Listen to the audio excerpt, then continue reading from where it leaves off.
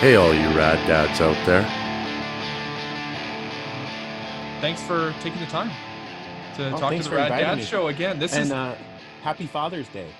It's Father's Day in Australia, so oh, you know what? I so didn't I even, think we should celebrate too, because let's show a little solidarity with the fathers in Australia and buy ourselves some presents or whatever it takes to celebrate Father's Day in whatever way you no would like kidding. to. But That's awesome. I didn't realize it was Father's Day in Australia. So yeah, that's great. Doing an yeah, interview for the Rad Dad Show on Father's Day.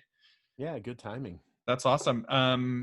Yeah, and it's kind of interesting. This is the first time we've actually had a repeat guest back on the show. So you were on the Rad Dad Show back on episode 7. Nice. And that was, so I think Dallas had interviewed you right before you were in town in Edmonton for you were working sound for the Weird Al Yankovic Oh, tour. that's right. Yeah, I remember now. We were kind of on the patio right outside the venue, and I had just done sound check, I think, or was about to do sound check, and we were just chatting out there. Right, Weird Al Yankovic. That was a great tour, great experience. Yeah, no kidding. So Nice. yeah, we'll talk some more about that because I want to sort of hear about I guess your experience over the last few months, right? Given your career Yeah. or careers, I should say. But first, I want to say welcome back to the Rad Dad Oh, Show. thank you. And I'm so excited that I'm a repeat offender here. yeah, you Nice. are. No, it's great and it's good timing, right? You've got some things going on right now. You've got a new record coming out pretty soon. So I wanted to kind of welcome you back. I'm not going to ask you a bunch of the same questions, and we sort of typically will ask more or less the same questions to most of the guests so that we can kind of Uh-huh. compare and contrast. But I'm not going to make you repeat yourself on all of those things that you've already answered. But Whatever you we want to talk about, my life's an open book. I'm happy to talk about me or 10-foot pole or okay. my audio customers Oh or my what goodness. else is going to happen. 1 second here. My friend Alexa here is trying to talk to me. I'm gonna. So creepy with these assistants. Do you have any virtual assistants at Alexa, home? turn off the refrigerator. Like you go there, everything's all your ice cream's melted. Damn that It's Dennis. yeah. We do, and it's so funny. Like I'm kind of a nerd, right? So I have a few of these devices around the house. I do have them hooked up to different things like my coffee pot and whatever. And it is kind of neat. Like it's cool. You can start your coffee pot from your Yeah, bed. but what about when Skynet takes over and like your coffee's all like boiling over and oh. I know, I know. We have had some malfunctions, that's for sure. Um, so yeah. So sorry. I was saying, welcome back to the Rad Dad Show. You were saying your story's an open book, so be careful what you wish for here, because we might get into No, into I mean some of that we stuff. could talk about anything. I mean I don't, whatever works for your show, like as far as Okay. format, I like to just kind of wing it and be free flowing. I don't know if you've ever been to a 10-foot pole acoustic show. At the rock shows, I try not to talk in between songs, but at acoustic shows, I'm trying to develop it to be like kind of a Henry Rollins meets Yep. Johnny Cash character, where I can play songs like on acoustic guitar and do my best on those, but we can also just sit and chat and because it's usually intimate, Yep. small gatherings. And so I'll just say, hey, does anyone have any questions? And just literally do my best, like whether it's a song request or someone asked me a question about Prince or something like that, Yep. and just let it go, where it takes us, because there's a Organically. lot of interviews and stuff that are out there, but I want to make it fun for you and unique too by talking about whatever you want. I don't care. Yeah. No, I totally appreciate that, and it's funny you say that about kind of acoustic shows in that way. Like I think that's something that, because I would say it's a bit of a, like, for lack of a better term, I don't want to say trend, but there's a lot of punk rockers who are kind of doing something similar to what you're doing, getting into playing some acoustic shows. And I think that, the sort of the music aside and what that comes out like on the record, I think that's what people enjoy about it. Is you go to the shows, it's a little bit more intimate. It's kind of these people that, yeah, typically it was kind of hard and fast, 45 minutes of just go go go go, and now it's kind of slowed down. We get some stories. There's a bit more of that connection, right? And I think that's what appeals to listeners for sure. And it sounds like that's sort of your take on it as well. That's what you enjoy about it. Yeah, I think one, I think listeners appreciate it, and two, I just enjoy it. I'm not sure what's going to happen, but my take on things is that people go to shows to have a direct connection with the artist, and to me, it's a lot more interesting to be able to talk. Once we break down that barrier between the stage and the audience, and we're just having a conversation, um, it's more real and more connected. And I think that's one reason people like to see bands or even like music in general, is to kind of feel like, I'm not alone. There's someone else who has, you know, some other issue that I had and sang a song about it, Yep. whatever that issue might be or whatever that thing.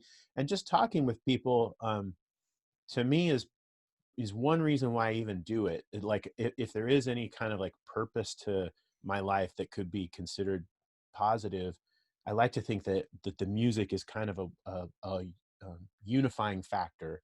I mean, the fact that an American and a Canadian are talking, um, just having a nice conversation, like that's Yep. already, we're bridging nations right there. And then to talk about, we're celebrating Father's Day in Australia, like now, like, and so the more, I think, especially in today's world, is really divided, and there's all kinds of people who are pressuring you to fight. They're constantly like, Yep. like even the big people are up there going, fight, fight, fight, because then we'll sell more ad space. It's Yep. like, fight on Facebook, because then when you fight, that makes the algorithm like blow up and people get angry and write, and that's when, and it all has to do with how much content there is and how much interaction there is. So there's all this pressure to fight, and I think music is kind of the opposite. It's kind of Yep. like, hey, let's get together. I think, I'm not sure exactly, but I think like in April maybe I might go across Canada and do shows that I'm pretty much just trying to do like house shows, like playing in That backyards. would be amazing. And the whole point, I think, the thing that's exciting about it to me is it's low pressure. You're hanging Yep. out, you're talking with people, answering questions, playing songs, and people really appreciate it and feel connected. And so that to me is kind of an interesting thing about like how the future could go. Because right now I have to decide, like, do I want to go work a really, really crappy job? Yeah. Or is there some way, if I just keep writing songs and keep pushing the band, there's some way to make it sustainable that I could be like a roving troubadour and just cruise around and, you know, and play songs. And it's just too expensive with the band. Like I Right. try to do that with the band, but the reality is that, hotel rooms and multiple Yep. people and everyone's away from their families, and um, it's just a huge sacrifice for so many people, and the audience you need to support that many people is much bigger, and Right. 10-foot poles not big. Like, if we have a hit song or something, and suddenly, conditions could change to where it could justify doing the band thing. But right now I'm basically trying to do both, trying Well, to build it, so it could go either way. yeah, I mean, I love that idea, right? And I think I personally, I've been seeing sort of more of that leading up to, I guess, March of this year when everything totally kind of shut down. But I love that model, right? Of having that kind of intimate setting. Yeah, and for you, I can imagine it's just you. You're traveling with your guitar, a little bit of equipment. It's easy.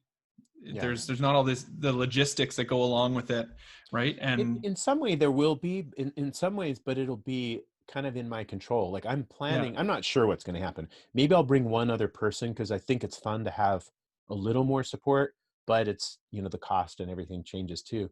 But I think I'll bring like some speakers and a couple of lights and merch, yeah, and to be able to do the same show everywhere. There's a bit of equipment, yeah, and as opposed to if I'm going to a club where they have a sound system and lights, I'm just going to set up in somebody's backyard and put a couple of speakers up, yeah. and a couple of lights up.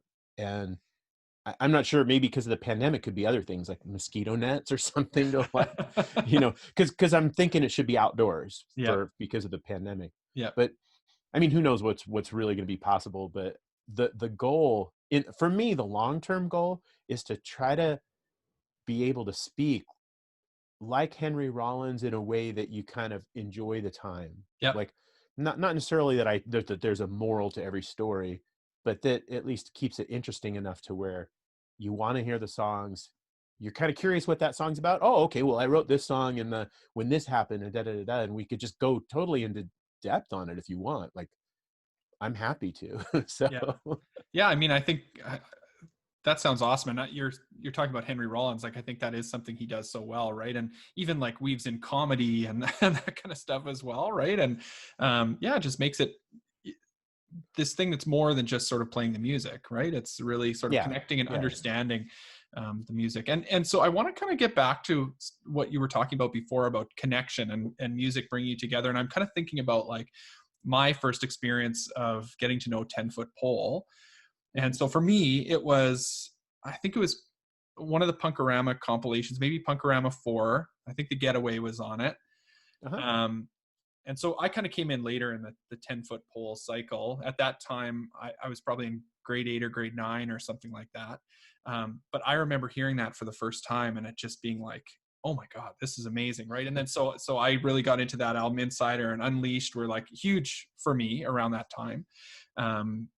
And kind of have been, following what you and the rest of the band have been doing for a little while. And it's interesting. So to fast forward a few years to today, when we're sort of, like you said, able to sit here and chat and relate, not just on your music, because we have that in common. You've made that music and it's meant something to me, but also as a dad too. And that's another way we kind of know each other, right? Have, sharing comments on some Facebook groups and things like that. So I think Sure. that is a really interesting thing that's going on right now. And I'm interested what you think about this. I kind of, I'm thinking about it in the context of this pandemic that we're in. And like, there's so much division in the world and things are closed off and you can't get out and, spend time with your friends in person. But in some ways, I think has led to people connecting, virtually a lot better in some ways and has kind of, taken down those maybe those like physical barriers or those borders, and getting people out of their own circles, right? And so there's more people online talking and sharing information, sometimes bad information, but they're sharing information, and it's kind of like changed the world, I think, in a way that is not really gonna come back. So I kind of want to talk about like your experience with the pandemic right now. So last time we talked to you, it's a couple of years ago, more than 2 years ago, I think. And actually, I think that day it was your son's 15th birthday. Oh, wow. So what? June 2nd. Yeah. So, like, what has this experience been like for? Maybe I'll start for your family, and then we can talk a little bit about for you, and your, I guess, your experience as a musician and everything else that you do in terms of your sound work. Sure. Well, we suspected right away that it could be really serious because I have a lot of friends from around the world. And so even though the local news was kind of showing it as like, this is nothing to worry about, don't worry about it. Um, I, I was kind of hearing, things, especially when it got bad in Italy. Like when Yep. when it got bad in Italy, it was like it's not like the movies Pandemic where everyone dies or half the people die or, I Am Legend or something like Yep. that. But it is bigger than how they were kind of describing it. And so, our family kind of went through well, what do we need to prepare? And, and obviously toilet paper and stuff hoarding started pretty Yep. quick on Yep. there. And, Idaho, so I live in Boise, Idaho, and it's already kind of like, it's a kind of interesting combination of people. They frequently panic about stuff. Like we get, calls from my wife's dad's from here, and like we get things like, did you guys get rice? Like before the pandemic, just random, like, well, what are you talking about? There's a shortage on rice, everyone's buying rice, you got to buy rice. Like, and then it was like, well, I don't even eat rice, what's the point? Like, why are you worried about that? Like, Yeah. if we're worried about food, let's buy food. But Yeah. like all of a sudden it's like people get in these panics like, oh my God, there's going to be a zombie eclipse, we got to buy rice. And like, I don't want to make rice. Like, even if everything else is like crashing around us, like it's not like, It's not your go-to. I mean, that's not the only possible long-term nutrition strategy. It's not even that good for you. But anyway, but those kind of things would happen before. And so when this happened, there was part of me that's kind of like, well, we better get out there and get stuff because like, because the stores are going to be empty. Like, Yeah. we know that the stores are going to be empty. One. The second thing I thought, which if I had money, I would have put some down, but I don't because I spend it all on guitars and touring bands. My second thought was Amazon's going to go through the roof because everyone's going to be buying from Amazon. Yeah. And my wife, luckily for me, my wife works at Amazon. Just I don't know when she started, maybe October or November. But basically, she'd been working the night shifts, moving boxes in a distribution center. Yeah. And it's hard work. It's like, No 10 plus kidding. hours, and big trucks come in and offload boxes. And she's involved with the offloading and processing. And then they basically repack the boxes into smaller systems that can go out with small trucks and go to the, individually. And like right now, she's starting on some different thing where she's going to be training drivers, and because but they constantly have an influx of people because the job is so hard that people quit fast. Yeah. And so they pay higher than average. They pay higher than minimum wage right out the door, but most people quit because even though they're getting a little more, it's like hard work for 10 Yeah. hours in the middle of the night. And but anyway, so she's done really well there, and it's been really great for the family to have money coming in. So, so I'm looking at all those things like, okay, there's not going to be sound income because Yeah. I'm a sound engineer for live events. There will be no live events. Like once the pandemic like came in, it was like, this is going to happen. Like, Yeah. Sooner or later, all the concerts are going to shut down.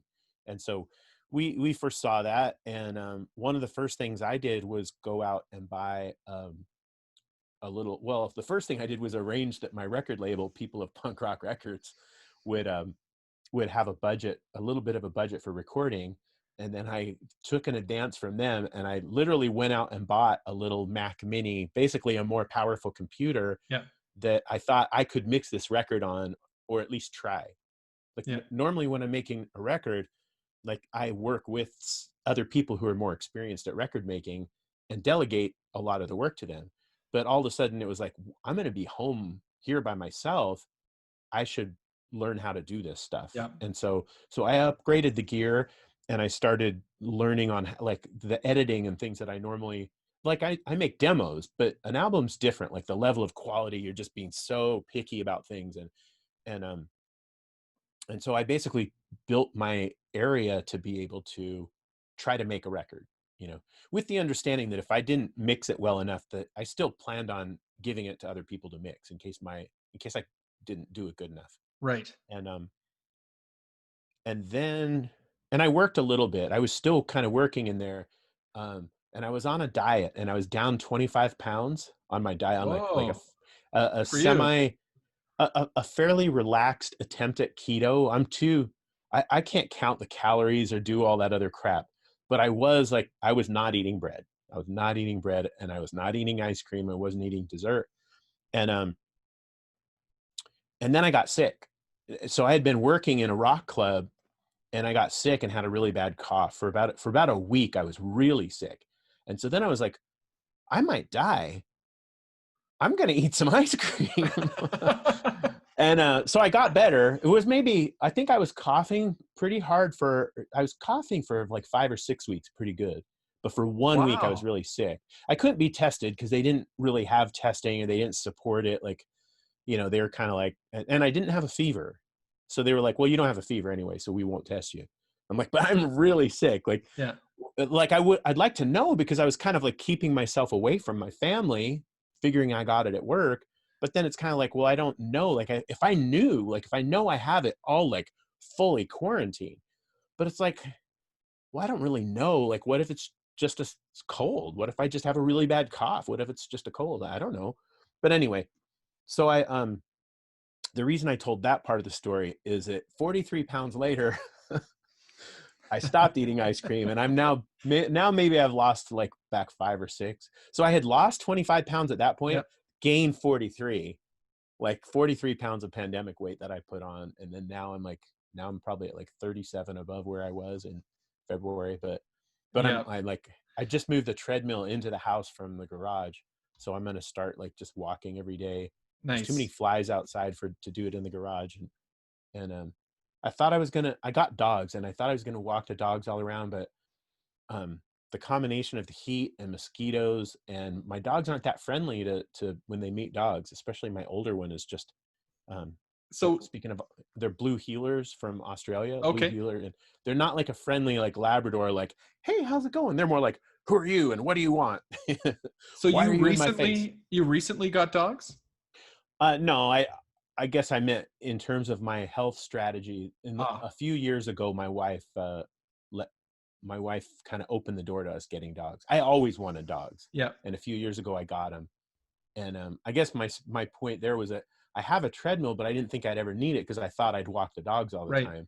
But I have a big yard, and I just play with them in the yard, and I don't walk them that much in the neighborhood because of the pandemic and the other factors. Yeah. So I have a treadmill right behind me here. I don't, maybe you can just see the edge of it on my yeah, I camera. see it. Um, Mostly my kid likes to climb and play on it, which is totally unsafe, but it's turned off. It's Yeah. unplugged. Yeah. So I feel your pain there. I normally hate them because they're so boring, but Yeah. the reason I brought it inside was so that I could set it up in front of the TV. Yeah. And I found that if I'm watching a movie or something, I'll walk for 20 minutes, 30 minutes or more. I'll just keep walking and not think about it. If I'm just walking on a treadmill, it'll be like 1,000, 1,000. Okay, that's about enough. Because it's just Yep. time is so slow. But if Yeah. I'm engaged in a film, it's kind of like, oh, what's going to happen next? And all of a sudden it's like, oh, I walked 5 miles. Yeah. Um, For sure. I've been using the podcast strategy. Throw a podcast on. I can't do TV in this room because I have to blast it so loud to hear it over the treadmill. But podcasts tend to work pretty well. I was just thinking that I should figure out if I could get a Bluetooth and then use like noise canceling headphones and with the Bluetooth Yeah. on there. But I don't know if I haven't even tried yet on my TV to do it. The reason I know about the movies and things is I did that in an actual gym once. Like when I was younger, I went to this gym and they had an actual like theater, like a giant sound system and stuff. And I found that Cool. like even though I like back then if I did go to a gym it was like okay I'd run in and work out real hard and be out in 20 minutes, and all of a sudden with the theater it turned into like an hour and a half because I was watching the movie, but Yeah. I'd also move a lot more. So that was my thinking. I don't know if I can make that work with a Bluetooth or what to make time fly while I'm working out. Yeah. There's always a way, and something I always find with these things, it's like I figure out, yeah, okay, there's a way to do it. You can transmit your TV signal, to your headphones, but actually that doesn't work with my TV. My TV is too old, so I'll need to buy a new TV in order to do that. So then it ends up being this costly endeavor. Yeah, I think I just saw like something like Costco had an 85-inch TV for only $1,100 or something. Oh, I was it's like, crazy. wow, that's ginormous.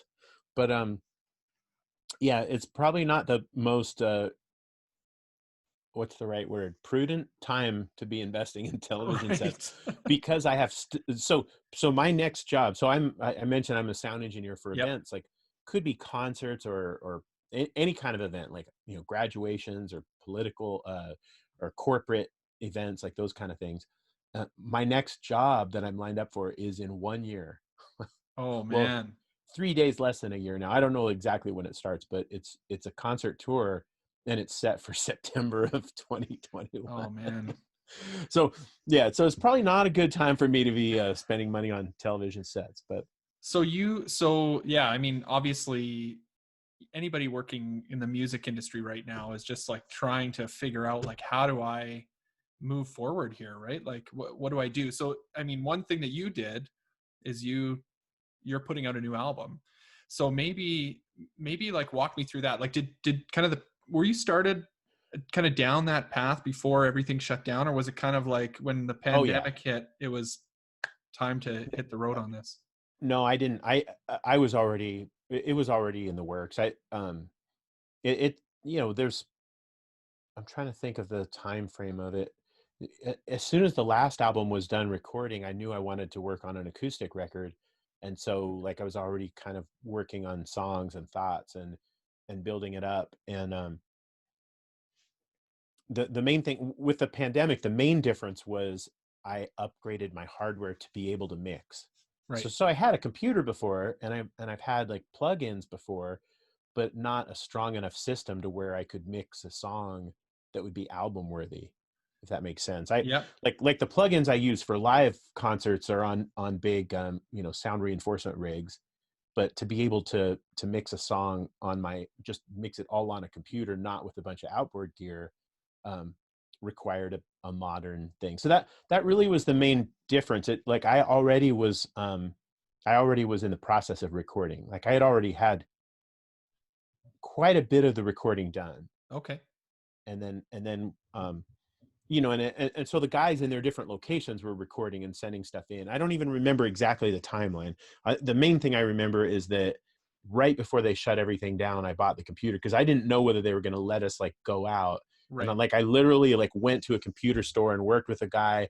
And in fact, to get a monitor, it was hard to get a monitor because everybody had been buying monitors to make home Yeah. To work from home. offices. Yeah. So that was a big deal. Like those were all sold out. Like I thought, oh, I'll go across the street and buy a cheap monitor there, because he had one for like, I don't know, $500. And I was like, Yeah. well, it's just a TV, like Yeah. that should be $150, like at the most. And I'll just go across the street and go get one. And then I went to like 3 different stores and it was sold out everywhere. Crazy. And so I think I went back. No, I ended up getting it through Amazon or something, but I can't remember now. I think I just like found one online and had it ordered in. Like I couldn't get it locally. And so did you end up doing all the mixing for the album Yeah, then? I did. I ended up, the plan was always like, the backup plan was I just give this to someone else and they Yeah. mix it. But my, in my heart, I was like, I want to do it. I want it to Yeah. be great. Like, and so I just kept working on it. And the main thing was I had time. Like I didn't have a deadline. Like we've got to have it by this certain date. So I basically just didn't give it to other people to listen to until I was like confident with what I had done. Right. So by the time I gave it to other mixing guys, they listened to it and they were just like, this is really good. You shouldn't, you don't need me, basically. Not that they didn't think they could do it better in some way or another, but the fact that I was also the artist making decisions about, here's what I want it to sound like.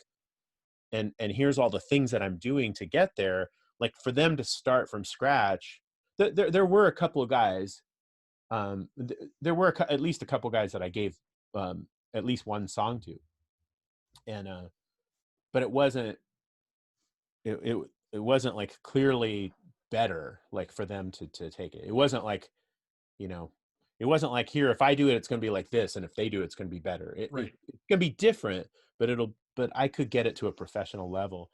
And perhaps most importantly, like I can make decisions like, I like that, I don't like that, I like Yep. this, I don't like that, and like instantly just move past it. And At the end of the day, it's true to how you imagine the song to sound. yeah, Right? yeah, like this is the only record where for the whole record I'm basically the producer and the mixer. And so if something isn't good, it's my fault, because I signed off on it. Yep. In a lot of other albums, there were times when I disagreed with the producer or whatever, but sometimes delegated it and just like didn't want to have too much of a fight about it. Like when you're making a record with experienced producers, it, like, you're kind of paying them um, to not yes you to death. You're paying them to tell you no if you're wrong. But Right. sometimes you think that you're not wrong, and that's where it kind of comes in, especially Yeah. with, like the good producers are very confident, but I'm also pretty confident in what I like. And so sometimes I'm like, well, that's your opinion, but that's a subjective thing. And and they'll try to pull off like, well, I made these records or da da da da. But at the end Yeah. of the day, a lot of times it really is a subjective thing. Like sometimes they're dead right, and it's hard to know. Well, Yeah. is this one of those times, or is this something that years from now I'm going to be going, I wish you wouldn't have made me do that. Yeah. Why But did I put an yeah. organ on this song? But on this record, I was the one. Like I was just like, okay, I'm going to make one where I take responsibility. I'm going to Yep. do it, and if people hate it, okay, but it's what I wanted. And So you must feel any excuses. a bit more close to this record for that reason, right? You must feel a bit more like this is really your Oh yeah, baby, right? this is my baby.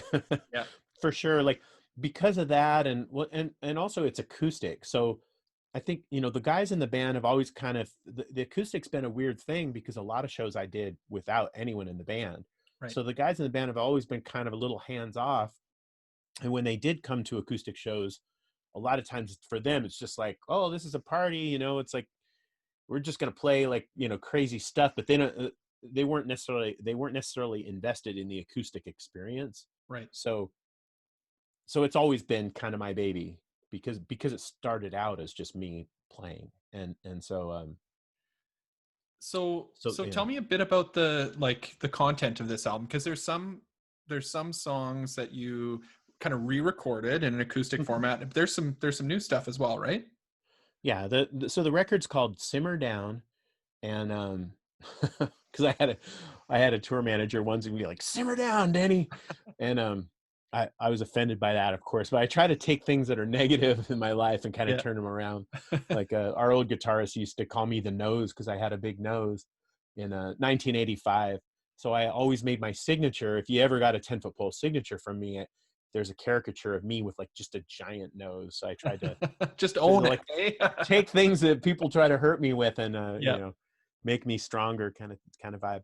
But where was I? So Simmer Down Yeah. is it's about, I think there's 6 brand new songs on there that were just kind of like written on acoustic guitar, written for acoustic guitar. And that's the thing with 10-foot pole. Most of the time the songs are kind of starting off on acoustic guitar, or somewhere in there are played on acoustic guitar. So I kind of thought this would be almost like a preview of a song before it gets punkified. Right. Like typically it's just kind of starts as this idea, and then later we're like, oh yeah, let's put double time drums there and just Yeah. rock this part out. And although while saying that, right now I'm literally writing a new record purposely on electric guitar, because after a year on acoustic, I was like, I just want like something that's just gonna shred. And also Escalating Quickly was really poppy, and Yep. I wanted something that's just like kind of aggressive. And so the current the current album, I don't know if I wrote any songs on acoustic guitar, maybe one, but for the most part I'm specifically starting with distortion and like aggression. Current album Yeah. meaning the one you're working on that's going to come out next. I'm working on a new album that's already got like about 10 songs. So I'm Awesome. yeah, just barreling forward, and just because all that time, basically Simmer Down took about a year of through the whole process of writing and recording and mixing, and then waiting. Like it was mixed and then we sent it in, and now waiting for the vinyl to be made. And Yeah. so that's just a long process of hearing and thinking about acoustic guitars. And that's kind of why I do the whole thing with flopping back and forth between acoustic and electric, and between a career as a sound engineer and a musician, is that I get bored if we do just one thing for too long. Yep. And that's what makes it exciting to me, is like acoustic guitar, okay, that's enough of that. Then just turn on the amp and turn it up and just, Yep. you know, just do something different for a while. And it kind of builds up that kind of longing, like I really want to learn how to do this thing, or scream more, or whatever I'm going to do.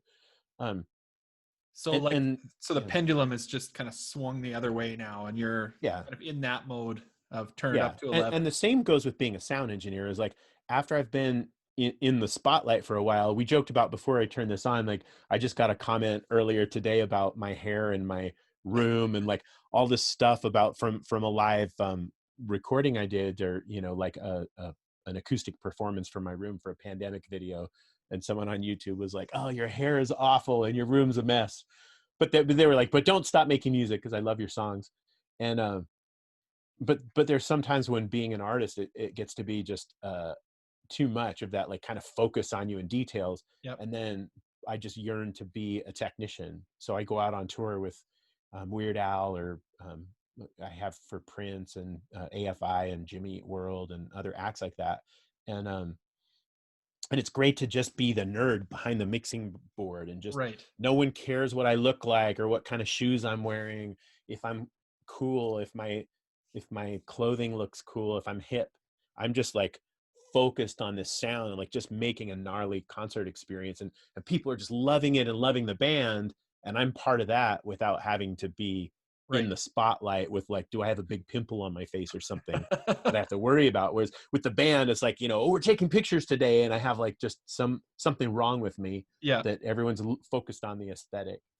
Um, Yeah, that's interesting. So you've kind of got that. It's almost like an alter ego kind of thing. Like you're still doing music, but you're kind of like in the background. Yeah, to just change things up. Like Yeah. I part of me wants to be in the spotlight and really enjoys it, and then part of me is just like I need a break. And I noticed another weird thing. We were talking a lot about interactions on social media and stuff too. Like I feel that way about conflict sometimes too. There's sometimes somebody writes something and I'm really offended and irritated or whatever, and then I make some remark, and like at the time maybe I'm in the mood for conflict, like let's argue about this, and then later whatever, like my mood might shift and it's just like I really don't want to be in a big old brawl Yeah. about anything, whether it's politics or something. And just like, especially like when it's friends or family or other things, when you think like, oh, we can keep this civil, and then all of a sudden it just goes like, nope. Yep. We've like now crossed some other bridge where we're no longer the same as we were yesterday. Yeah, people used to kind of joke about like you don't talk with your family about religion or politics, right? And now it's like Yeah. religion or politics or COVID-19.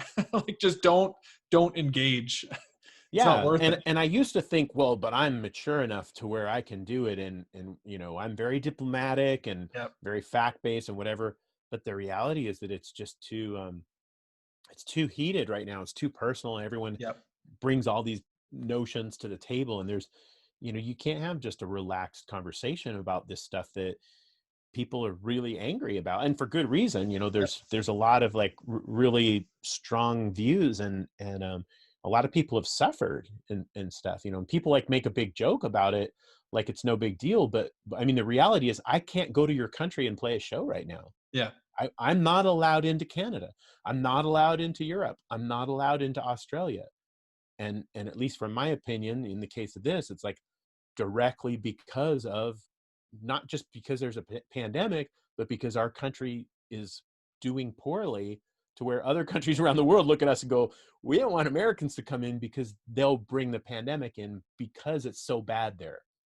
And so like in that case, it's something where it's not just a casual Yeah. intellectual conversation about it. It's like I'm unemployed for a year. Yeah. This is your livelihood. like Yeah. like my job's gone for a year, and even the things we're planning, like I'm planning a 10-foot pole tour in Europe in the summer next year, but who knows, maybe that'll all get canceled.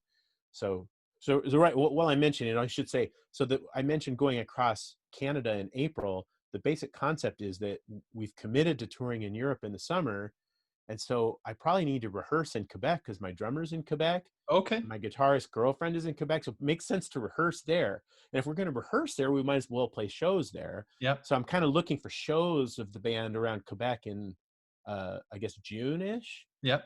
And then it's like, well, if I'm going to Quebec, Yeah. Might as I'm well. making payments on this tour van. So Yeah. why would I pay for a flight to Quebec when I could drive the van Yeah. and play little acoustic shows in everybody's yards along the way? So that's where that whole thing came from, is like, how can I subsidize the touring to Yeah. like pay, to make it look like buying this van was not the stupidest thing I've ever done in my life? Well, we can make that happen in Alberta. I can help you with that. But I think that's a great idea. That's awesome. That's the concept. I don't know, but Yeah. So so so yeah. the album comes out, Simmer Down comes out October 9th. Oh October yeah, 9th. you asked me more about the other. I think I never quite answered that. So October 9th is Simmer Down release. Yep. So besides the new songs, I mentioned 6 new songs. Yeah. Besides that, there's a few old songs and a few more recent songs that are just basically acoustic versions of them. And some of them are kind of more true to the song, like Don't Be a Dick we did, and it's almost the same but just acoustic guitar. Yep. I kind of loved how the song was, and just kind of kept it more how it is. But there's other songs where we did kind of radical reimagining of it. You mentioned The Getaway. On Yeah. The Getaway, I actually changed the chorus. Well, I extended the chorus instead of just going "make a getaway" or "to make a getaway." It's real slow and it's real poignant and it's full of cellos. Oh, cool. And I repeat the line, the getaway line. Like, I had to make a getaway. a getaway, a getaway. Like I kind of repeat that, Yep. and the music changes underneath it. And it's in my opinion now, like maybe people who love the old one will be like, how could you change it? But in my opinion, it's great. Like it's so like it's like, I don't know, it just touches me in a whole different way, probably because of the combination of that, but also the cellos are just like Yeah. beautiful. And Well, so it's, yeah. what an interesting sort of thing to be able to like, yeah, reimagine those songs, or maybe show a different side of those songs that maybe even when you were writing it, or like the first iteration of it maybe was, you know, had a different feel. And then, yeah, once you get in the studio and everything sort of changes, it doesn't quite come out that way. Like, I think that's awesome. I can't wait to hear the Getaway for sure. Yeah, So yeah. you did release Sarcasm Decoder last week, or Yeah, it's yeah, been one last week week. I think. And oh, it's awesome. I love that song. It rips. Oh, great. I think I messaged you. I put it on in the car. I was driving to work and I listened to it just on repeat like 3 or 4 times. And yeah, I just love it. And like kind of the flamenco part at the end just kind of made me chuckle. Like just when it kind of came in, it's like, oh man, that's awesome. Yeah, Dan Palmer played on that, played some of the guitar duds. That's another cool thing about just being the producer. I can be like, let's bring in some pinch hitters, like bring in some ringers, you know. And so for those who don't know, Dan Palmer's a guitar player in Death by Stereo and Zebrahead and Yep. Billy Bio. And oh, he has a new project. What's it called? Something Revolution or something? Oh, crap. I just forgot it. But it's like kind of Rage Against the Machine meets something. It's kind of Cool. hard and nice. It's like a modern day Rage Against the Machine. And but Dan's a great guy. And yeah, that Sarcasm Decoder was actually a rock song Scott had written before that we are going to use, and I had just kind of shifted some stuff around, but he didn't like the changes I made, so we didn't use it on Escalating Quickly. And then but I just loved that song. Like I loved the changes that it's hard. Like a song, a lot of the songs are written like ideas from different guys come in, and then I try to put lyrics to it and try to put a melody to it, and then at that point it becomes a song. But sometimes I've changed the guy's ideas. Like in that case, in the case of Sarcasm Decoder, um, I had changed Scott's ideas so much that he didn't like the song anymore. He didn't like the music because I can't remember if I slowed it down or sped it up. Maybe I slowed it down. I don't remember now, but I changed it pretty radically. And he was like, "Why would you do that? It was perfect before." And I Yeah. was like, "Maybe it was, but it wasn't this song. Like this song with the sarcasm decoder is like Yeah. I love this. I want to do it." And he's like, "You wrecked my song." So that, in fact, that song was going to be on Escalating Quickly, and it was going to be with Jordan playing drums, because after we recorded most of Escalating Quickly, um, Jordan from Strung Out, I don't know if it was that's when he got kicked out of Strung Out, but at some point he reached out to me Yep. and said, "Hey, I'm available if you want a drummer." And I was like, "Well, we already recorded Escalating Quickly with Sean from Good Riddance, but maybe we could write a new song or something." So I was like, and Ryan Green was like, "Yeah, you should, use Jordan, because, from a marketing perspective, it's like Strung Out has a lot of fans. They'd love Right. to hear Jordan do something new." Yep. And Ryan's like, "Well, you've got to write a great song. It's got to be great." And so I thought Sarcasm Decoder was that song. Yep. But then Scott was like, "Well, you wrecked it, so we shouldn't do it." And so we basically just let that whole idea Shelved go by. it. Yeah, we shelved it. So, Yeah. but it's, so that's another like kind of little mini thing for me as far as it being my baby, is that luckily people don't hate that song, because I basically went back to Scott and said, "Please let me use this." Yeah. Like, don't be mad, but I love this song and I want to do it. And it ended up being, one of my favorite songs on the new record. And so we released it as a single because of that. But And you made a video too. You released a video. yeah, there's a silly video. So tell me about the video. Like, I mean, making a music video during a pandemic, that's a kind of a different thing. So I see you kind of did the, obviously people are kind of in their own, Yeah, home or whatever, their own place, and you kind of have to stitch yeah. it together. The concept was to make it like a Zoom video but more elaborate. So Yeah. it was kind of like we're what do you want, whatever you want to call it, quarantine video or pandemic video, that people like to make it look like we're doing that, we're playing on a live pandemic kind of situation, but to make it more elaborate, we Yeah. had one for people who haven't seen it. One of our guys, Scott, is got a green screen behind him, so that kind of adds a lot of action to the thing when like because he has water behind him or a volcano or other events happen behind him to try to give it more energy. And then of course we have the guest Dan Palmer. Because of his mustache, he had to be in it, and he has those kind of featured guitar solos. He plays on other songs, but that's like the one where he's really like featured doing like especially he has in Sarcasm Decoder has an intro and an outro, Right. like big solo that he plays. And for some reason, Guillaume, our drummer, just thought it would be interesting to pour stuff on his own head. So Yeah, I was I wondering didn't where know till I that got the video. came from. Well, he's so Guillaume is a tattoo artist in Quebec, and he has a tattoo parlor with his girlfriend, who's also a singer guitarist in a band called Hip Shot. So I originally asked him, "Hey, can you make a video of you doing a tattoo on Marie?" And I thought that would be cool, like Yeah. have a guest star from another band, and like just make some crazy video, like I wanted a video of him playing drums and Yeah. whatnot, and like to make it look like a music video. But I thought to spice it up, like do crazy stuff. I basically told him to do crazy stuff, I guess, like Yeah.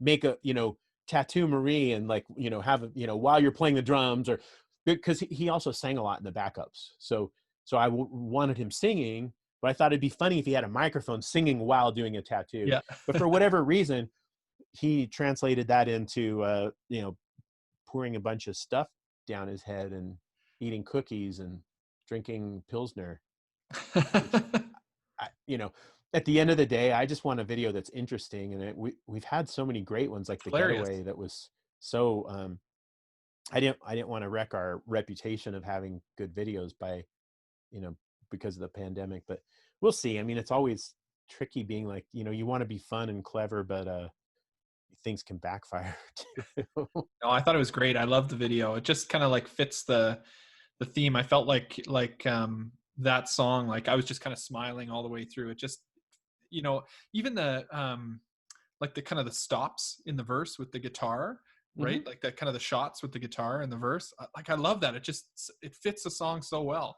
Oh, cool. Because I wrote a new song that has shots in the verse too. Oh, nice. And I love it. Like I don't know if it's from, so in the 80s we were called Scared Straight, and we did a lot of that, like kind of hardcore stops. I don't know what you call them, but just like a lot of Yeah. like a lot of that kind of thing. And I miss that. Like I don't want to have just constant like all the time. Yeah. So I enjoy changing it up like that. So I'm glad you like that. Yeah. So are there like, are you planning to release any more singles before the album comes out, or what's the plan there?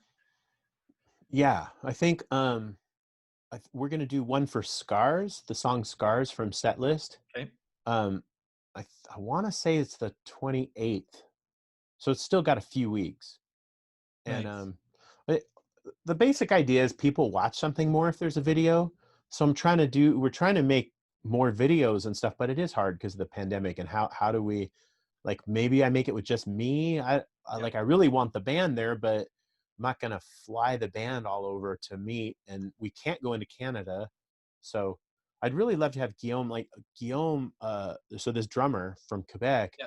We kind of just discovered that he has like this amazing voice. Like his voice just sounds really good, and it pairs well with mine. And me and Scott both have kind of mid-rangey voice that you could pick out of a crowd, like, that's Dennis singing and that's Scott singing. Whereas Guillaume sounds like this really smooth, like the Hotel California kind of, like just like he could have been in a boy band. Like has that kind of smooth backing vocal sound. And but anyway, so on Scars, I'm not sure how to handle it. Like if I do a video and it's all focused on me, I just really want, like Guillaume does a bunch of backups in Scars, and it sounds really good. Like he's like the star of it in my mind. But I don't know how to handle that in a video when I can't go in his country. But we don't want to make another Zoom video. So, That's a tough one. That's See how interesting. my life's an open book? Like most artists wouldn't talk about like their creative concerns when they're coming out, but that's basically it. Is that to try to get people to listen to the new song, Yep. you attach it to a video, and there's a lot. I guess there's a lot of videos out there that are essentially just like lyrics over something really Yep. boring, and Yeah, the so lyric video, that's a new, I mean, not new, but in the last few years, you definitely see some bands like that. That's what they're doing. They're releasing just a lyric video. I mean, it's mhm, cheaper and you can do things yeah. to make it look cool or whatever, but yeah, I don't know that it really can replace a regular video. It's a different thing, and Yeah, some it's of a the different things thing. that I've seen are really like it's just a picture with the Yeah, video going, like a and karaoke screen. yeah, and I guess the main idea is that maybe some people even just get their music from listening to from playing the video, so it doesn't really matter what's on it. But to me, from old school, it's like I want to make it entertaining. So Yeah. um So, anyway, but that's it. And then I think there's going to be another song probably right before the release that'll also be snuck just like a couple days in advance. Just the basic idea is that you release songs like to exclusive um, people to try to get some attention. right, Because if you just put the record out, a bunch of people comment about it, and then it's over, and then you just spent a year making a record that is like kind of over. right. So Like day one yeah, is also the final day. It's just now yeah. it's out. That's it. So the marketing is kind of like, here, check out this song, Sarcasm Decoder, and then a bunch of people like that, and then a few days later, here's the video for Sarcasm Decoder, and then a bunch of new people hear it and like that, and it Yeah. kind of creates you know, a buzz or whatever you want to say, and then a few weeks later, we'll try that with the second song, and then right before the release, maybe a third song, but those probably won't have elaborate videos, so we'll So, see what we I come up think with. I saw that and you're releasing a whole bunch of variants of vinyl for this album. Is that right? Yeah. Yeah, I mean the basic idea now is that the physical media isn't so much for people to listen to music to as to have memorabilia afterward, and for collectors to collect something unique. And so there are some people that just want to have like, you know, lots of neat stuff and skateboard decks and things like that. So, Yep. it's not like the old days where you'd sell 100,000 copies and 80,000 would be CDs or something, Yep. and it's more like way less, like 1% of that or 2% of that, but it's to people who really want to have something to put on their wall, or I guess so the idea is to try to make people happy by providing them with like lots of different neat stuff that they could collect, For and sure. some colors and stuff are only making like 25. Yeah. and Wow. and we also have the Patreon subscriber thing where Yeah. it's essentially like a fan club. People subscribe at $1 or $5 or $10 tiers, and then depending what tier you're on, the basic idea is to help the band. Like if you want the music to keep going, Yep.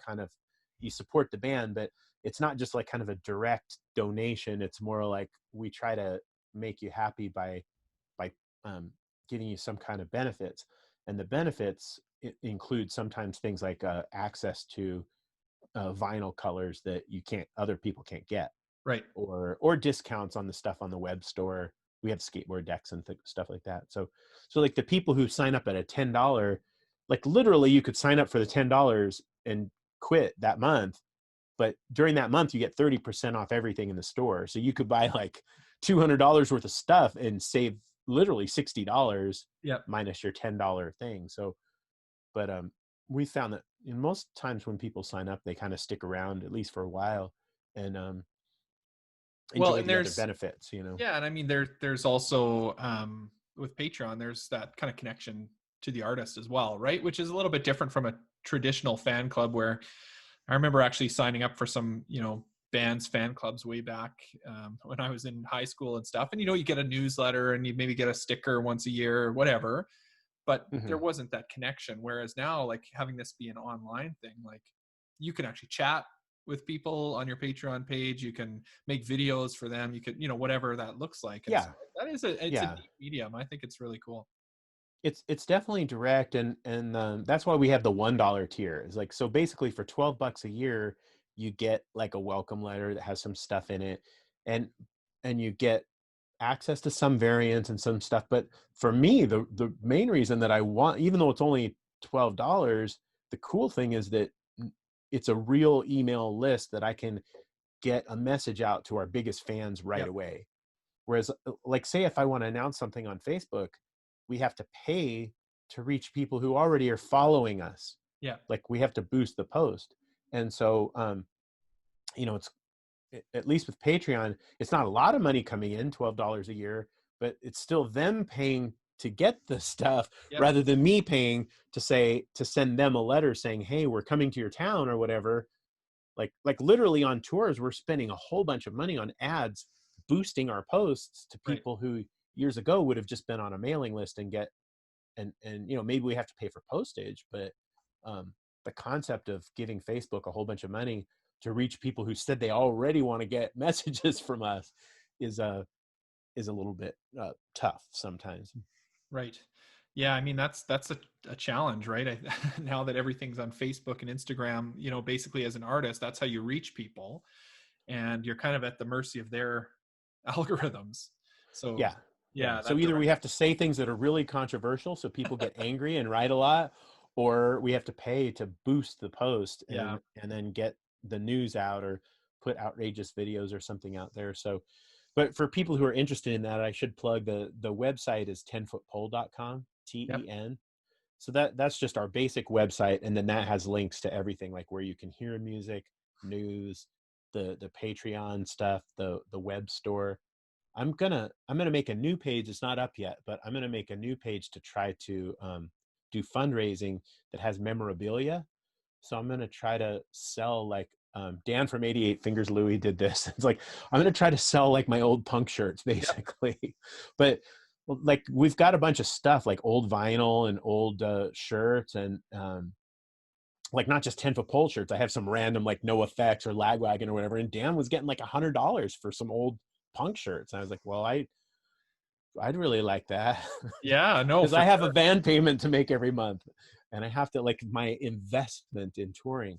And but Yeah, anyhow, have you ever followed this is a bit of a tangent, but have you ever followed the website Minor Thread? no. So there's a guy has a website where he was a huge t-shirt collector, and Hmm. so now he's selling off his whole collection. I can't remember what he offered it up for in the very beginning when he decided he was selling everything, but it started as him wearing a new band t-shirt every day, and I think he went like 10 years and documented it, Wow. and then Wow. he sold them all. So he's got like hundreds of Descendant shirts, and like 50 Black Flag shirts and whatever, and so he's been selling them. And I saw he actually had put up a collection of Keith Morris's shirts, Hmm. maybe a month ago or something like that. And yeah, some of them were like $150, $200. So Nice. people want that stuff for sure. Yeah, I mean, I saw some stuff on eBay where, like, even our stickers, they were asking like $5 or $10 for. And it's like, I gave that to you for free, and you're Yeah. trying to, we still, and that's another thing. Like on Patreon is that, like, I usually with people's gifts, I send out like free stickers and stuff. Like, luckily, I still have some of those, but I think that it's also interesting just to see the old stuff. So I was Yep. thinking, oh, on the memorabilia stuff, I'm gonna put like guitars and stuff there too, because I I constantly find new stuff that I like. Like, I don't know if you guys are good. I'm sure there's some guitar players. I'll just mention it. The Evertune Bridge Yep. is a new technology where I think I don't have to worry about tuning anymore. Like, once I tune the guitar, I can just walk up and play it. And They're so crazy. Like you it's just been, can't even believe it when you see it. It's crazy. yeah. Yeah. And I mean, there's some things you got to do and some things that are tricky with it. But for me as a singer, like, I hated playing and just wondering, am I the one who's out of tune, or am I Yep. grabbing the strings too hard? So if you're not a guitar player, if you grab the strings kind of hard, you basically are bending them out of Yep. tune with your fingers. And just despite, like, there's so many different factors like temperature, other things that can knock your guitar out of tune. And when the whole band's playing and all of a sudden I'm hearing things that sound out of tune, I don't know if it's people's fingers or my guitar or other people's guitar. So then I'm tempted to look at my tuner and sit there and tune in between songs instead of talk and engage with the audience. And so it's a big distraction. Like, even during the Yep. songs, I'm not thinking about the lyrics, and then I'm thinking about tuning, and maybe I'll forget and really mess up the song because I'm distracted about tuning. So anyway, this new excitement about the tuners means that I'm basically like changing out all the guitars that I use, and so I'm trying to sell all my old stuff because some of the guitars I want are expensive, and So have you put in? yeah. So I am a guitar player. Have you put in an Evertune in any of your guitars yet? No, what happened is there's the guitar behind me on the wall is an ESP that has an Evertune built in, and I got it B stock right from ESP, and the cost of that whole guitar was less than it would take me to ship one of my other guitars to somebody to put an Evertune. And there's nobody in Boise who's trained on the Evertune. Yeah. So the cost of the bridge itself, plus you have to route it out and do a big install, and so if I shipped it both ways, that's more than that guitar costs. So, and plus you don't know if it's any good. Like who knows, maybe it'll mess it up. So I tried it with that guitar and I love it. And that guitar sounds great, but it's too heavy for me. That guitar is 9.4 pounds. Whoa. It's not as heavy as a real Les Paul, but for this old guy's back, like Makes a big after difference. 20 minutes of playing that, I'm hurting, and I don't want to be hurting. So, so then I was looking at an ESP Japanese version, which costs 3 times what that one is. So basically I sold 3 guitars and bought a different one. This is, So I haven't sold that one yet because it sounds really good, and maybe I'll use it for recording or something, but I can't jump around on stage with that. It's just too much. So yeah, this is the plight of the musician, right? Is like, you set your sights on something, a couple other things have to go out to make room for it, right? Or to make money in your and bank you get all account excited, like, oh, this new technology, I've got to get this thing. And then a few years later, there's something else, and all of a sudden you got to get something else. And the same thing happened to me with acoustic guitars too, is that I thought I had my permanent acoustic guitars, and then there's a new technology and pickups and stuff and a new brand, and I was like, oh, I really want that one. and so yeah, so it gets tricky because like I'd already installed some stainless steel frets, and the other ones, like there's other expenses that you guys don't even know about maybe, Right. that are just like, you could spend so much money on stuff. And so that's where trying to be prudent with these things. I want the whole band to shift to in-ear monitors. Yeah. And that, so that's another thing that's like means we need to have a mixer and take a mixing board with us and some microphones, and try to rehearse and develop a system where we don't need a monitor engineer or monitor speakers. Right. But there's always stuff to invest in. So that's why if people are wondering, why are they always trying to sell stuff? It's like, I've got to sell the old guitars and the old amps to make up for the new one. Like, for example, I have old amps that are too big to carry on an airplane. And my new amp is literally like the size where you could put it in overhead, even on a small plane, like, well, whatever that is, 5 inches. Yep. Like, so I have an amp that's that size, but to justify buying that amp, I really need to sell the other one. So I was going to put this memorabilia page up that some people might enjoy just seeing old guitars, but other people might want to buy one. Like, because even if you're not a guitar player, it's pretty cool to have, like, doesn't that make nice art there? You can see, like, wouldn't you like to have that hanging in your family room? You saw it here first, folks. Yeah. But, it's better on the ones that are all beat up. But in fact, I have a missing guitar. I have one that I can't find that I need to try to find. Uh-oh. I left it somewhere. But it might be in my mom's house because I travel a lot, and but yeah, just try to sell that stuff and then buy the new stuff, and hope it washes out in the end. So there's lots kind of on the go for you right now, despite like the whole world grinding to a halt, right? You've got a few things happening. How are things with your family? Like, you're putting out a new record. That's exciting. How are things with your family? Well, the kids started school this week. Yeah. And, so that's exciting. But I told my school district right away, like 100% distance learning. Like, I didn't even try to sign up. Like, I couldn't even imagine the kids all sitting in a room together, huffing the same air, like with or without masks. But my school at first, when they sent the announcement out about school starting, they were claiming they weren't going to enforce mask stuff. They were like, oh, masks will be optional. Like, well, hell no, I'm not sending my kids to go sit in a room for hours and hours breathing the same air. Like, hell no. So I said that right away. And so remind me, how old are your kids? I got a 13-year-old and a 17-year-old. Okay. So 17-year-old boy, I'm guessing, based on the last both boys. interview. Okay. Both boys. Yeah. Okay. Yeah. They're both what guys. Are their names, Dennis? Sam and Kevin. Sam and Kevin. Okay, nice. Yeah. So Sam and Kevin are doing the online school thing starting this week. How do they feel about all that? Um, well, you know, I mean, they miss their friends and would Yeah. love to do different stuff, and both of them are kind of gamers, so they're used to being socially isolated. It wasn't that different for them to spend all day sitting on a computer doing stuff. I kind Um, of feel like that's most teenagers, right? Like I have some like a niece and nephew. My kids are smaller. I have a just about 2-year-old and just about 5-year-old. So, oh yeah. um, but I have a niece and nephew that are teenagers, and it was yeah. I kind of feel the same way. Like they were on their phones all the time anyway before COVID happened, and they were just on their computers and phones afterwards. So Yeah, I mean, I can't speak for other kids.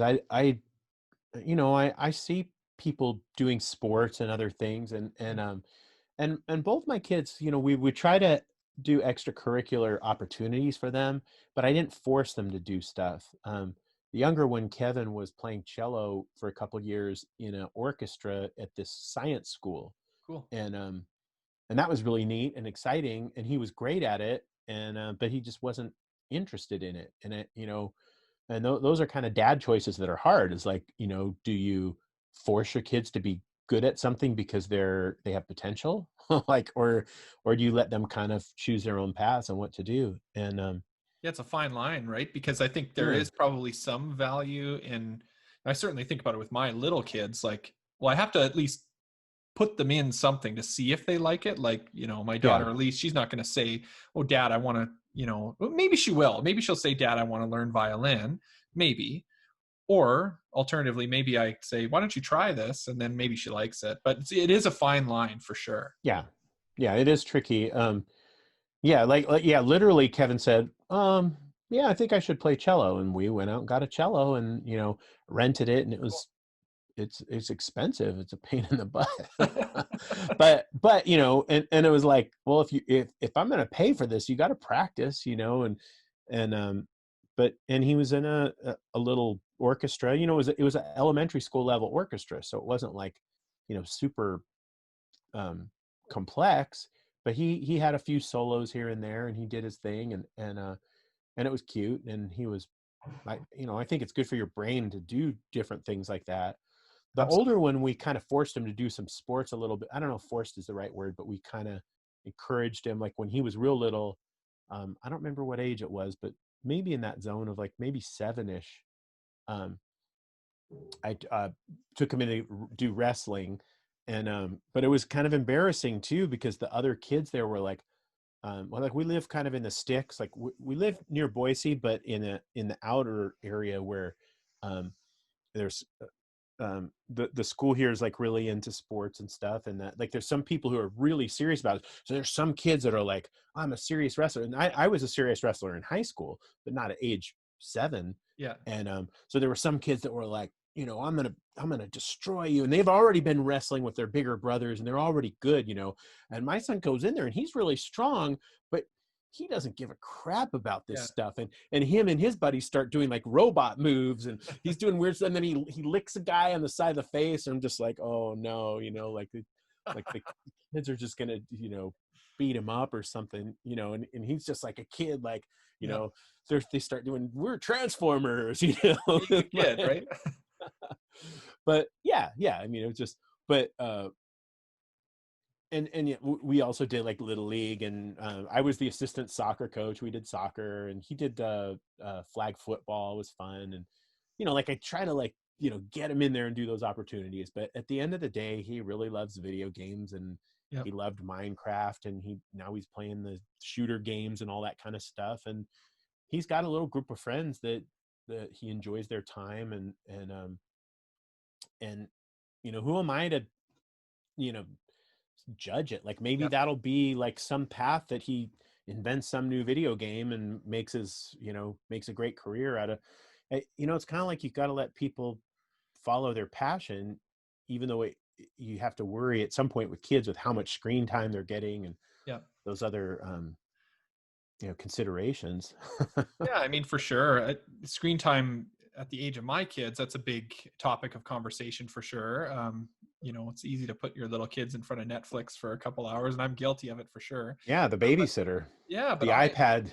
The iPad is it, basically like the babysitter of the sometimes it century. comes through, right? It's good. But you do have to be careful for sure. But yeah, that is, I think that's common struggle for parents. Like, at what point do I kind of like mandate my kid tries this thing or continues with this thing? I certainly see it a lot here with, I think you and I were talking about hockey. Like, hockey's a really big thing here. And so lots of kids go into hockey, and like, it's really intense, even from a young age. Yeah, I bet. We're not there yet with our kids, and maybe, You're behind? yeah, maybe, yeah, we are. I'm I just think kidding. we are behind. What? He's 3 already, and he's not I doesn't know how to know. jersey.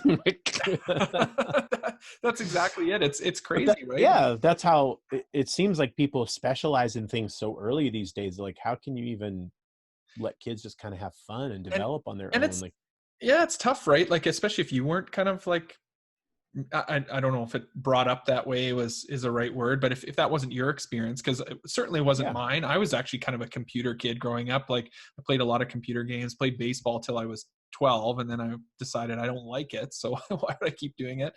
And for me, that worked out okay.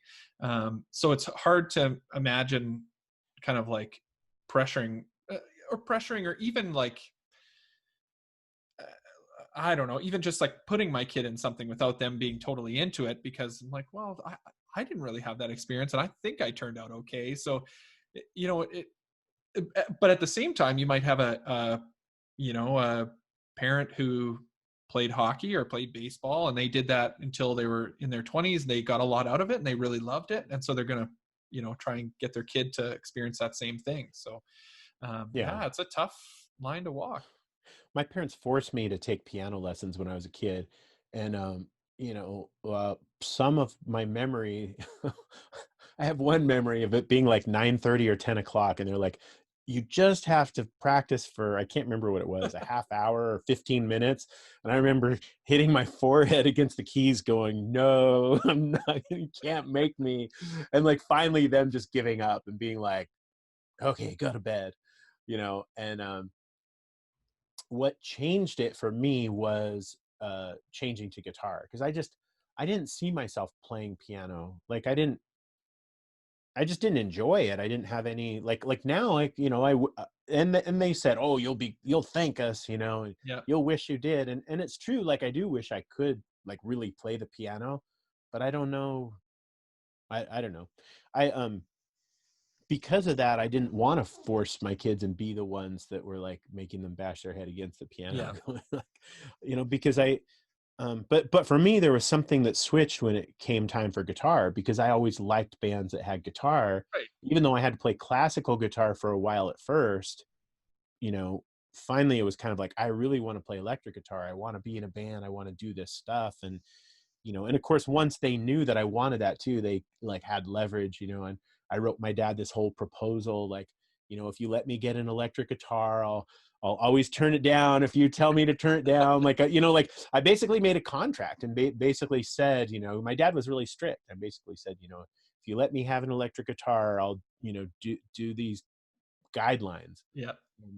And, and ultimately he said yeah, and we went to Hollywood and we got an amp. In fact, I'm looking at the Music Man amp right now that I need to Really? sell. Like, it's worth something right now. Like, it's worth a few $100 because it's like an old kind of classic thing. Cool. That'll be another thing on the memorabilia Yeah. page. Like, just get rid of it because I can't take it on an airplane.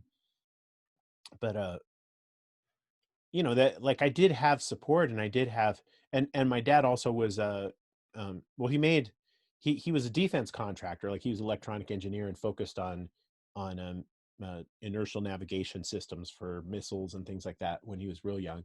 Worked at NASA Oh, and stuff.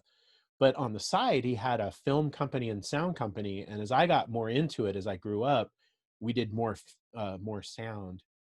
Back in those days was 16 millimeter film, like real film. Before video was kind of invented, all the football games had to be filmed with real film. So my dad had a little gig where was he had this business, and he hired a bunch of people to go out and work for him and film all the local college and high school football games. So when I was like 14 years old, I was working 2 or 3 nights a week, going and filming football games. And in college, we had to wait for it to be developed for a couple hours at these developing Yep. places that were pretty, there were only a couple in Southern California, and then take it and go edit into offense, defense, and kicking reels. Yep. Like as a kid, I had Wow. to like film the football game, like make sure not to overexpose it or whatever, Yep. go get it developed, and then in the morning, like deliver it to the coach into offense, defense, and kicking, like go on Yep. the reel and splice it with glue and stuff. Wow. So I didn't really enjoy that so much as the sound, but we also had wood stages and we had sound equipment, and so I was all about, you know, the concerts and the sound and rock shows and stuff. So that's Yeah. kind of the trajectory that I went. But he didn't force me. I mean, he forced me to work, I guess, but he didn't force me to be interested in it. That was the stuff that was stuff I had access to that I thought was interesting. Yep. And that's how I went that direction. And so I've tried to do that with my kids, where there's stuff that they might find interesting that they could go. Like I got Sam a guitar, Yep. and he seemed to be interested in guitar, but not interested enough, really. Not enough to really like play it. And same thing with Kevin and the cello. Like he could do it and he could learn the stuff, but he wasn't driven to do it. It wasn't something that, you know, and especially these days, it's not like I'm going to say like you must study music because Right. music is such a lucrative path. Like they might be doing themselves a favor by, you know, focusing on technology. Oh, I think for sure. I mean, you know, people who are making tons of money out there, they're, you know, designing platforms online and Ubers and you know, all those kinds of things. So yeah, I think there's nothing wrong with kids, you know, knowing their way around a computer for sure. Yeah. Yeah. So what do your kids think about what you do then? It sounds like, you know, they're not kind of necessarily following in your footsteps per se, you know, it isn't kind of grabbing them in the same way it grabbed you when you were young. What do they think about what you do and the music you make? I'm not sure what level of respect they have for it. My older son has at least one friend who's like a big fan of the band. Cool. So that helps. Like my son gets along really well with this kid and respects him, and I think it's kind of cool that he likes the band. So that Like at least, independently of that relationship, he likes the band. yeah, because I think you know, it's normal to be kind of embarrassed of your dad, I presume. Mhm. And so it's kind of cool if your friends think your dad is good at something. Like that's a so that was a break that went my way. It could have easily gone the other way. Um, I don't know. I'm not sure. Like, you know, we've had little shows where the kids have enjoyed being there, partaking a little bit, but they're not like, I wouldn't say they're big fans. Um, Recently, I made a silly comment to my wife about something she had said, and or she made a comment that was about a song that I've been working on. So my new songs I've been like singing every day, just trying to develop them. Not the Simmer Down songs, but the next rock album song. Yep. And and she made a comment that showed that she didn't understand kind of what the lyric was about. And my 13-year-old said, "Oh no, you don't understand what it's about, da da da," because when he says this and that, so basically my kids are aware of the lyrics and the Yeah, paying music, whether or attention, not right?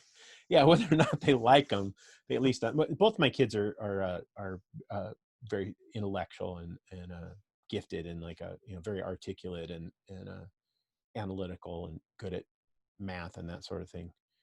Probably from my dad, genetics got through to him. But Yeah, cool.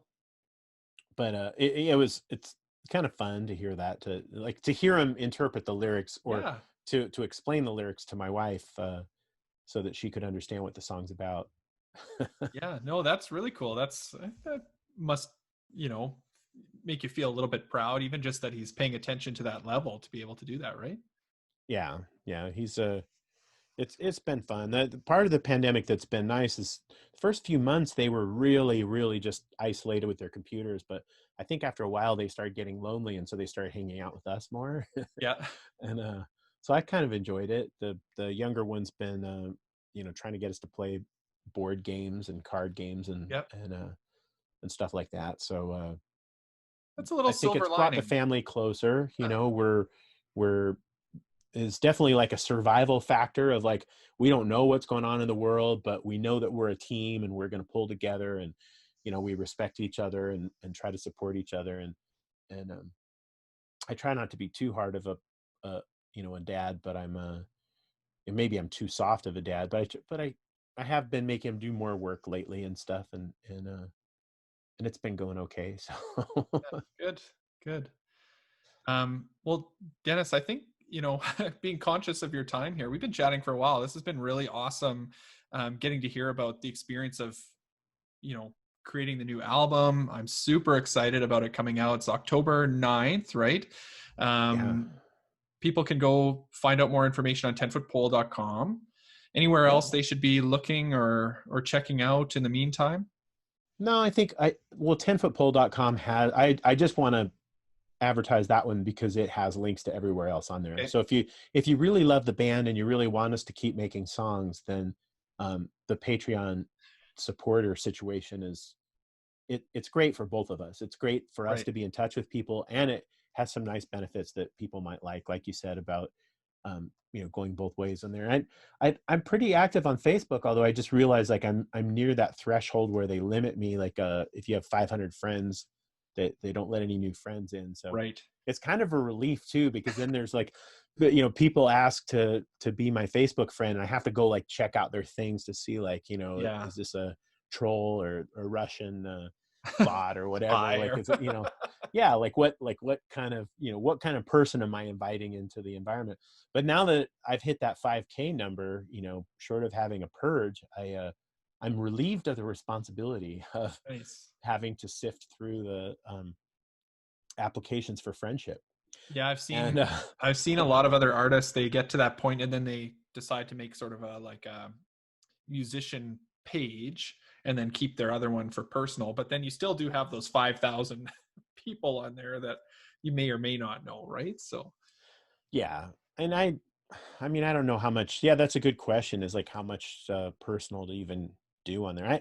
I kind of treat it all as personal, but I try to be a little bit aware of the fact that there are thousands of people that I don't know that are possibly lurking and seeing things. So right.